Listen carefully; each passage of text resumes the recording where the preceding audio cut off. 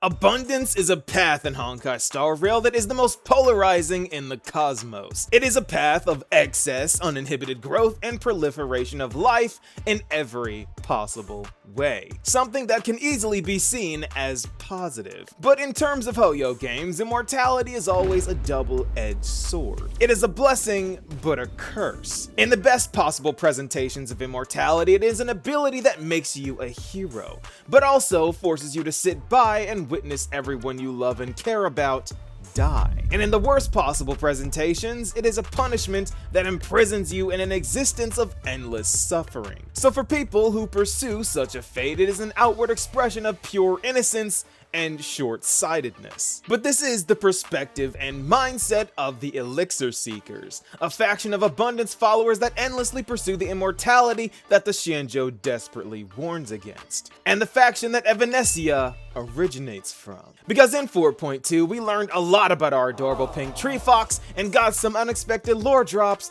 about a full-fledged emanator of the hunt that we haven't even met yet. And in this video, I'm going to do my best to break it all down.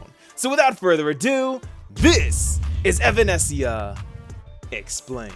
Okay, so to properly look into the origins of our elated abundance tree fox lady, we gotta understand where she came from, which just happens to be the Elixir Seekers, a faction I haven't spoken about yet because they are one of the two rather unproblematic groups of abundance followers, and you guys know how much I love to fixate on the most extreme things that happen in the lore, like Rahu, devourer of worlds that ate the Xianzhou Changcheng, but you guys already know that, and that's besides the point. But unlike the denizens of abundance and the disciples of Sanctus Medicus that are often the root of countless conflicts for the Xianzhou, the Elixir Seekers are less like them but not as benign as the Unshackled, which are a faction so mild-mannered that they are the one abundance faction actually allowed on the Xianzhou. I know, I couldn't believe it either. These guys just save animals from danger and release them. No, seriously, that's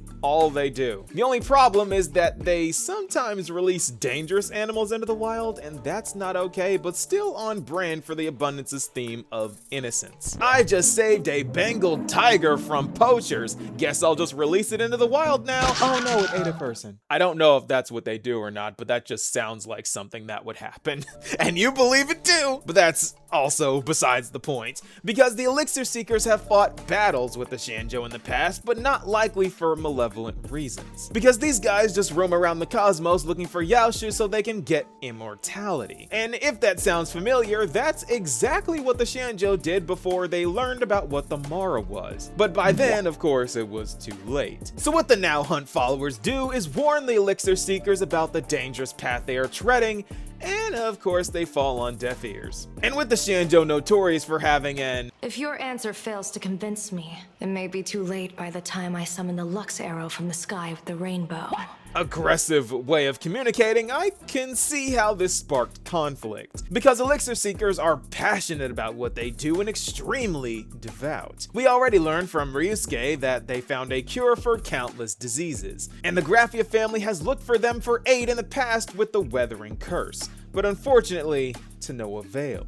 Not that the Elixir Seekers didn't try, they tried, they were just unsuccessful. So it's clear that Elixir Seekers wish immortality for all and take it as a challenge to help others if they can. And I imagine that what they view as generosity is taken as a threat to the Xianzhou, and thus conflict arises. I say all of this to give context to Evanescia's history of conflict with the Xianzhou, because she tells us that before achieving immortality and emanatorhood, she was a divine envoy leading her kin to the elixir of life. Thus, I think it's safe to say that they are Elixir Seekers, plus these guys are known as Voyagers, so her infatuation with Fluffy across the blue makes perfect sense since she can't leave plain Arcadia herself.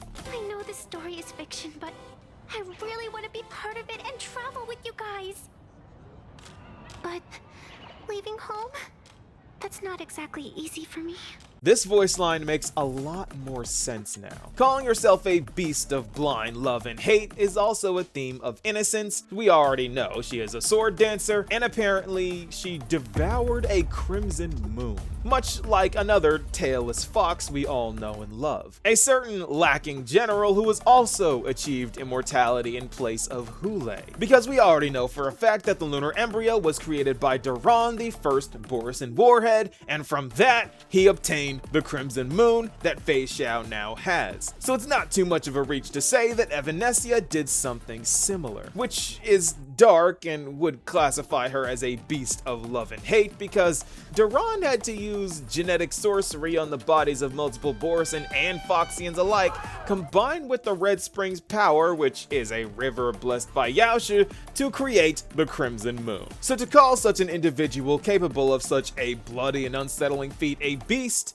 is understandable. And having a healing factor like that of Hule would make her proud and arrogant because just like Hule, she had no one to fear or anyone that could make her yield. Until she came across someone on her level. It's unclear whether at this point Evanescia was considered an emanator or not, but having the Crimson Moon giving her infinite regeneration would be something unbeatable for most opponents, but not a match for the Blazing Phoenix of the Xianzhou, who I think by this point is undoubtedly Marshal Hua, aka Star Rail's Fu Hua. They called her the Blazing Phoenix of the Xianzhou, and the name Hua is the same Hua as the one in Honkai Impact 3rd, even in Chinese characters. Marshal Hua has to be the Blazing Phoenix, and that has to be Fu Hua, and she is my favorite character in all of the Hoyo verse. So if you think I glaze Herta and Silverwolf, you have seen nothing yet. But back on topic. Because this Blazing Phoenix gave Evanescia her first and only taste of defeat. So it's safe to say that she is Emanator level if it took an Emanator to defeat her. And going back to her life story, sometime after being grafted into Yaoshu's personal garden and ascending to Emanatorhood for herself, Aha came along and transplanted her onto Benzai Tengoku, or present-day Plain Arcadia. And the reason why Aha did this was to imprison the most terrifying of horrors that we now know is Ouroboros. But this isn't the only telling of Evanescia's history, because we also get the elation version of her history told through the way that Aha created Plain Arcadia, the Phantos Moon, and Imagine in general. And this is called the Cake God Hypothesis, which dates all the way back to the Swarm disaster, and this states that Aha was on the run from other Aeons, so they took biomatter from the propagation, sugar from the tavern, and a leaf from Yaoshu to bake a giant cake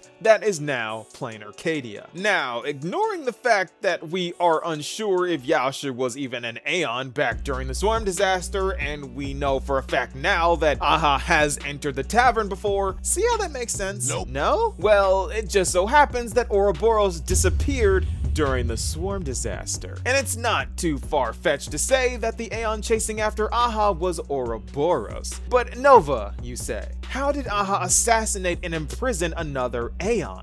Especially a Leviathan like Ouroboros, the manifestation of infinity risen to Aeonhood. Well, it would be impossible for Aha to do this given they aren't known for their destructive power, even being called weak by the likes of the Xianzhou in comparison to Lan's gravity-propelled stars and Lux arrows, but they do say that Aha has a way of imperceptibly influencing the movements of all living things and manipulating reality. And we do have to consider that Ouroboros fought Tazironth for 5 amber arrows and beyond a shadow of a doubt, sustained injuries. It was an Aeon war after all, and Aeons can be harmed by other Aeons. So what is an Aeon looking for a laugh to do? Play a cruel joke on a cruel Aeon. So they decided to imprison the weakened Ouroboros and turn them into a game table for an infinitely recurring game, playing a never-ending game on top of a dying Aeon that is supposed to represent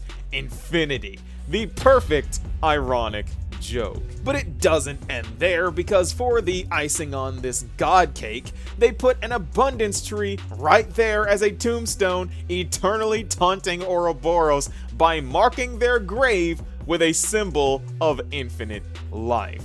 An ambrosial arbor. This is peak disrespect and definitely something Aha would do. How Ouroboros died could be anything from Aha killing them to them starving to death from imprisonment. So Ouroboros is this terrifying thing that Evanescia was referring to, but in a way, so is Evanescia for how she was used in all of this, so that's why she says this and doesn't correct Yao Guang. She is, in technicality, just as terrifying as Ouroboros for what she is doing to this Aeon by existing. So going back to the tree in question, Aha, in exchange for plucking her from her home, promised to teach her about true joy. And they did. Because through the cycles of the Phantom Moon games, Evanescia learned to appreciate the beauty of mortality and all things fleeting. Which is why her current name is Evanescia. Likely her name was something different in the past because Evanescia is close to evanescence, which means something that is fading away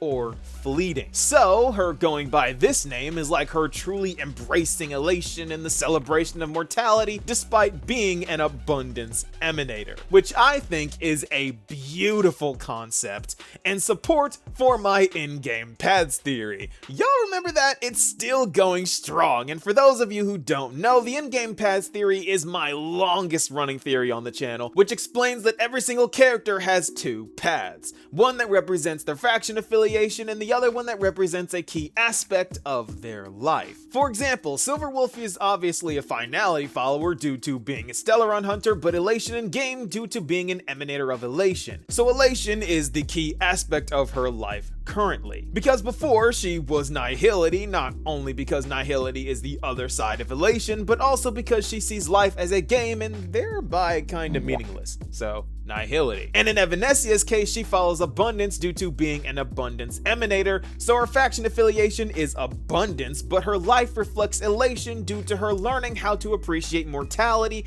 and true joy through elation. Elation being the path of enjoying all that is fleeting, enjoying all that is before all is gone.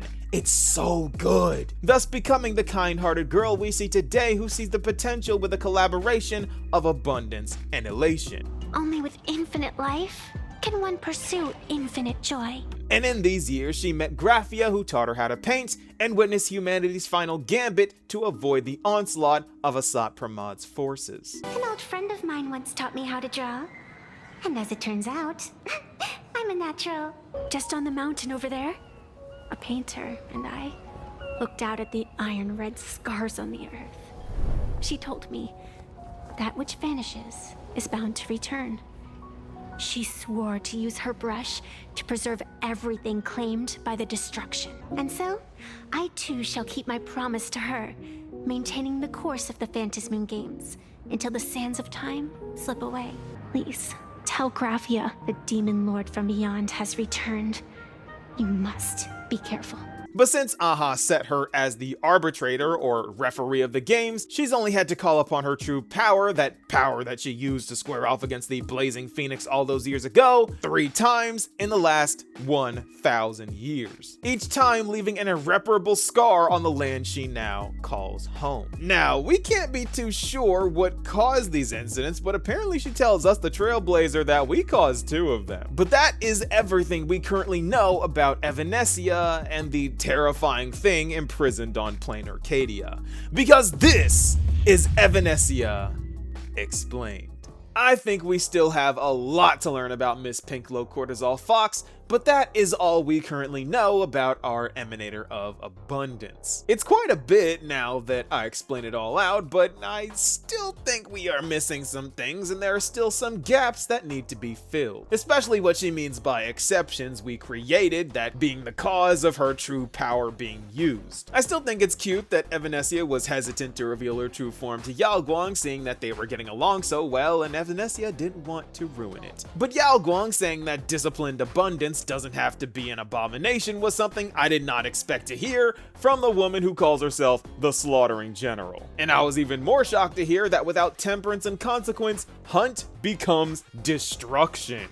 Which makes perfect sense. I've been saying it for a long time, but it's crazy to hear. We have been getting a ton of info about the paths and how the paths interact and cross over and intersect, and I am eating this all up like a cake fit for a god. But what do you guys think? Be sure to let me know, and I'll see you all in the next video. Peace, y'all.